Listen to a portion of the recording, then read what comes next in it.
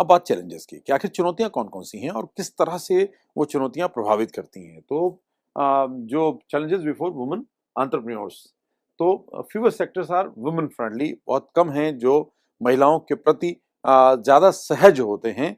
हालांकि कुछ सेक्टर्स ऐसे हैं जिसमें वुमेन फ्रेंडली ज़्यादा हैं। ये अलग बात है कि उसमें महिलाओं की भागीदारी उतनी अभी नहीं हो पाई है जितनी संभावनाएं हैं। तो बात क्या करते हैं कि सबसे पहले तो एक चुनौती आती है कि balancing responsibility between family and business. क्योंकि एक परंपरागत तौर पर माना भी गया है और महिलाओं का जो मूल जो एक प्राकृतिक तौर पर उनका स्वभाव या उनका जिस तरह से अपब्रिंगिंग होती है, तो उसमें वो प्राथमिकता उनकी परिवार की सदैव दूसरे मेंबर्स जो मेल मेंबर्स हैं उनके कंपैरिजन में हमेशा ज़्यादा होती है। तो कहीं न कहीं ये जो लीडरशिप का हिस्सा है यानी फैमिली में जो ज़िम्मेदारियों की हिस्सेदारी है वो महिलाओं की ज़्यादा है। इसलिए संतुलन स्थापित करना कारोबार के साथ थोड़ा मुश्किल होता है।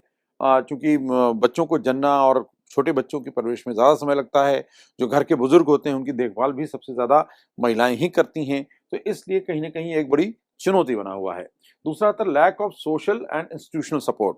अभी तमाम तरह की नकारात्मक अवधारणाओं या परंपरागत ऐसी नकारात्मक सोच के कारण महिलाओं को उतना सहयोग नहीं मिलता सामाजिक स्तर पर और संस्थागत स्तर पर भी।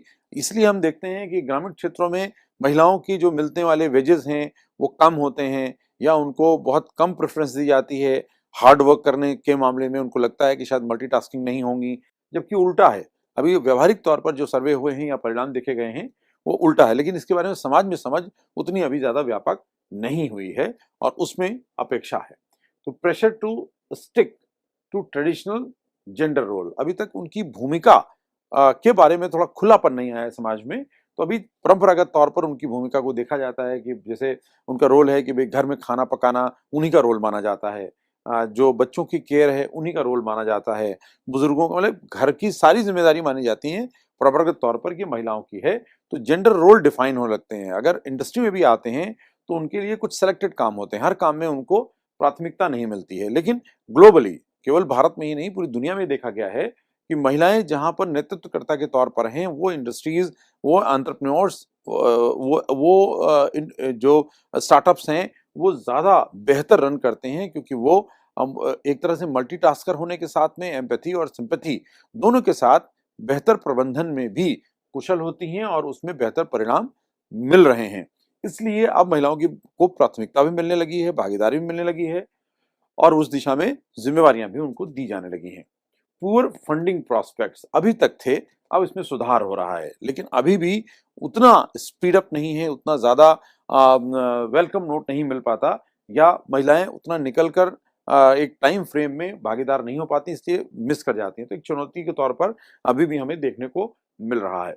Lack of access to professional networks, जो प्रोफेशनल नेटवर्क है उसमें कम महिलाओं की भागीदारी होती है और इसलिए जो उसका इम्पैक्ट होना चाहिए वाइड, वो कम देखने को मिलता है। और ये बहुत बड़ी चुनौती ग्रामीण क्षेत्रों में है, वो लिमिटेड मोबिलिटी। क्योंकि परिवहन के साधन, अभी सड़कों का जाल तो पहुंच चुका है लेकिन उतने फ्रीक्वेंट परिवहन के साधन उपलब्ध नहीं हैं। इसलिए उनको बहुत कुछ सोचना पड़ता है। शहरी क्षेत्रों में अगर 5 से 10 किलोमीटर जाना है और 1-2 घंटे हमारे पास बचते हैं तो अमूमन महिलाएं निकल पड़ती हैं और वो पहुंच करके अपने काम को करके और वापस भी लौट आती हैं। लेकिन ग्रामीण क्षेत्रों में इतने ही काम के लिए, उतनी ही दूरी के लिए उनको पूरा दिन देना पड़ता है, जो कि सामान्य तौर पर महिलाओं के कदमों को जकड़ने का काम करता है। उस अवसर का लाभ वो कम ले पाती हैं।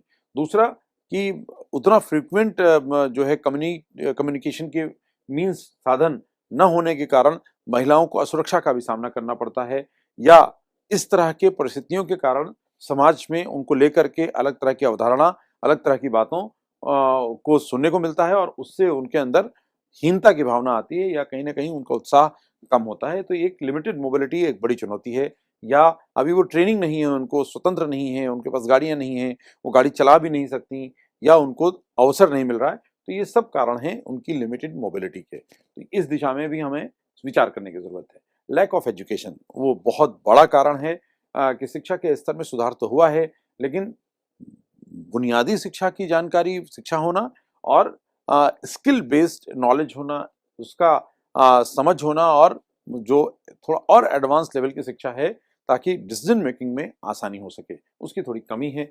सोशल कंस्ट्रक्ट, अभी जिस तरह का हमारा सामाजिक ताना-बाना है, उसमें वो वुमेन फ्रेंडली कम होता है। महिलाओं को लेकर के बहुत तरह की रिजिडनेस है, बहुत तरह के एक टैबू हैं, उनके सोचने का नज़रिया अलग तरह का है, जिसकी वजह से महिलाओं को बड़ी दिक्कतों का सामना करना पड़ता है।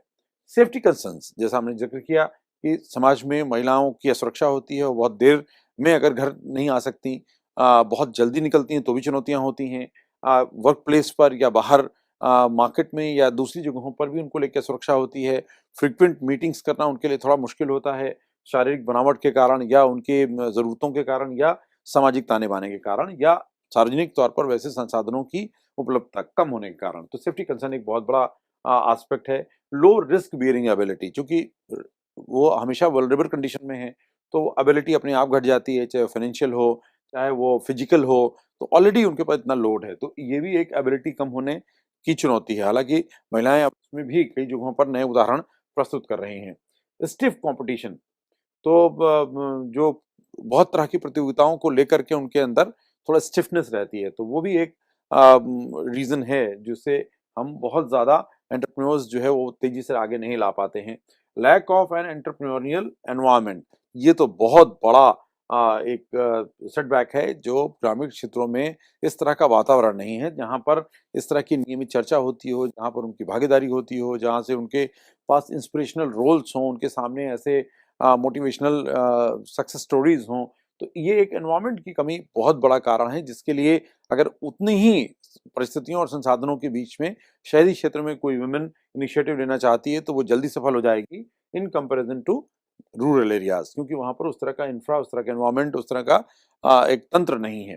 तो ज़्यादातर थोड़ा परंपरागत तंत्र में काम करने वाली महिलाएँ हैं, तो अक्सर उनकी बातचीत से लेकर उनके उदाहरण भी वो थोड़ा परंपरागत ही होते हैं, वो बहुत मॉडर्न चीज़ों के साथ सहज नहीं है अभी। तो ये एक बड़ी चुनौती है। लिमिटेड इंडस्ट्री नॉलेज, ये तो अपने आप में है, चूँकि एनवायरनमेंट नहीं है, तो नॉलेज अपने आप में कम हो जाती है, और उन तक पहुँचते-पहुँचते काफ़ी कुछ डाइल्यूट हो जाता है। तो ये भी एक बहुत बड़ा फैक्टर है, चैलेंज के तौर पर हम इसे देखते हैं।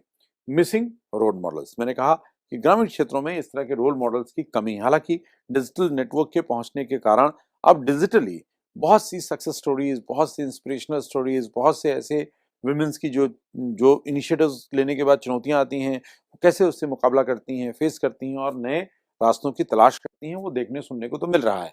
लेकिन जब प्रत्यक्ष कोई उदाहरण होता है, तो वो ज़्यादा प्रभावित करता है और उनसे डे टू डे मीटिंग्स में इंस्पिरेशन ज़्यादा मिलती है और इनिशिएशन जल्दी होता है, यानी शुरुआत जल्दी होती है। तो ये कुछ महत्वपूर्ण चुनौतियाँ जो देखने को मिल रही हैं, चुनौतियाँ और भी हैं, लेकिन मेजर कुछ अगर हम टर्मिनोलॉजी के तौर पर एक जगह कंपाइल करने की कोशिश करते हैं, तो ये मेजर चैलेंजेस हैं। इनके इर्द-गिर्द और भी चुनौतियों का सामना करना पड़ता है, जो बाधक बनते हैं एंटरप्रेन्योर्स को डेवलप करने में।